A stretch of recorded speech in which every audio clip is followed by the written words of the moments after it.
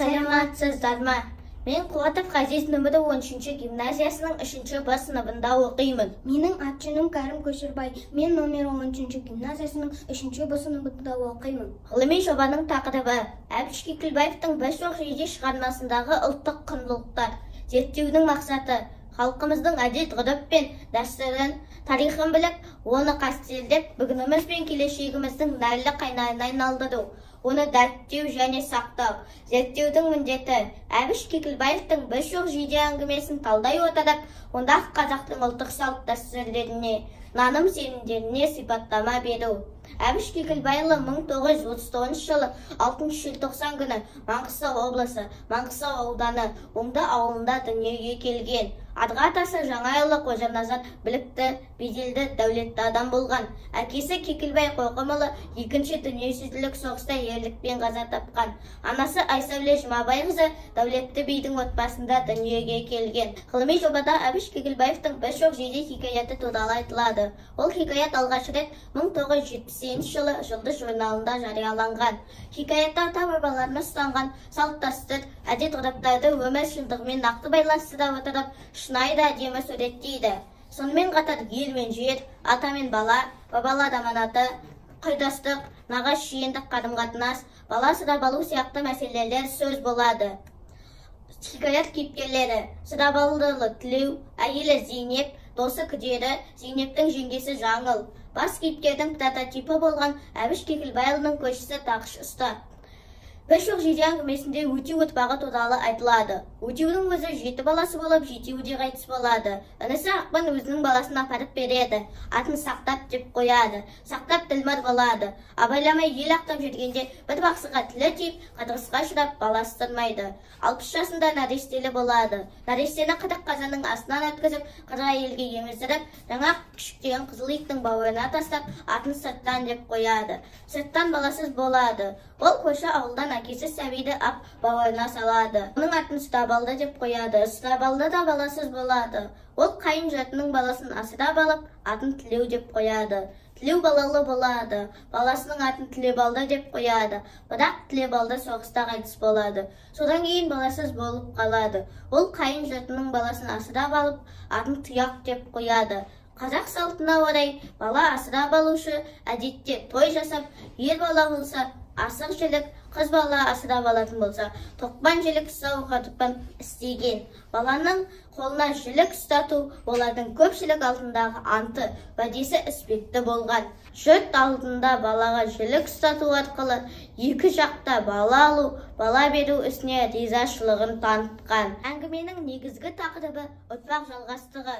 Әр қазақ менің жалғызым деп сабадай айтқандай, қазіргі уақытта өз баласынан не өз бауырынан бас тартып жүрген кез келген азаматқа үлгі болады деп есептеймін. Ендігі кезекті Кәрімге беремін. Әбіш Кекілбаевтың бұл шығармасының тағы бір қыры.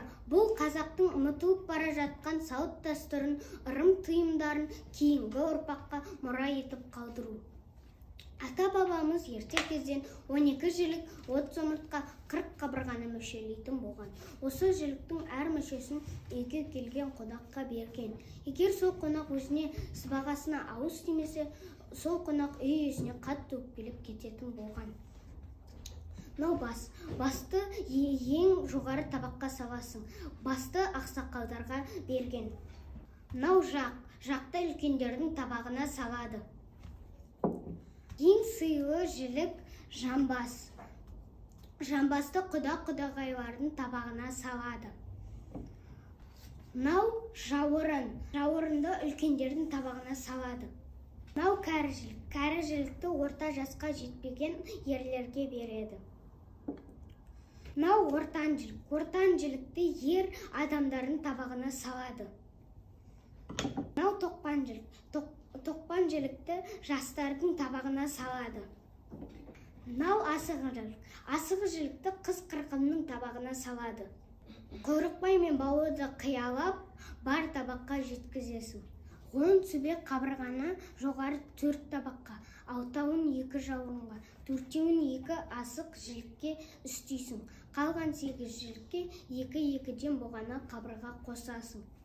Төстікті киюге құйымшақты қызға, көтен мойынды қойшыға, ішек қарын, табақ, берек, сирақты қазан басында қойытқан әйелдер мен бала-шағаға ұстатқан. Мынау шаққанда майы алақанға тоғатын ортан жілік. Мынау тесіп түбекке шүмек қылады. Жауырын қарап бал ашып, алыс жолда жүрген жолаушының хабарын біліп отырған. Шыған кәрі жілік. Бастың амандығын тілеп, босағаға іліп қойған. Бала 5 жасынан бастап қонақтардың қолына су құяды. 10 жастан бастап пышақ ұстап ет тураған. 15 жастан бастап табақ тартады. 20 жасында табақ жасай білген. Міне шығармадағы малды жіліктеу, табақ жасау және әр жілікке байланысты айтылатын ырым-тыйымдар осы шығарма арқылы бізге үлкен мұра болып қалған. Біздің ұсынысымыз елімді, өз туған өлкемді, салт дәстүрлерімді шын жүрегіммен сүйемін және әлемге танытқым келеді. Қолданыстан шығып қалған салт дәстүрлермен жақынырақ танысқым келеді. Әр мектепте салт дәстүрлерді үйрететін пән ашылса деймін. Осымен біздің ғылыми жобамыз аяқталды. Сау болыңыз.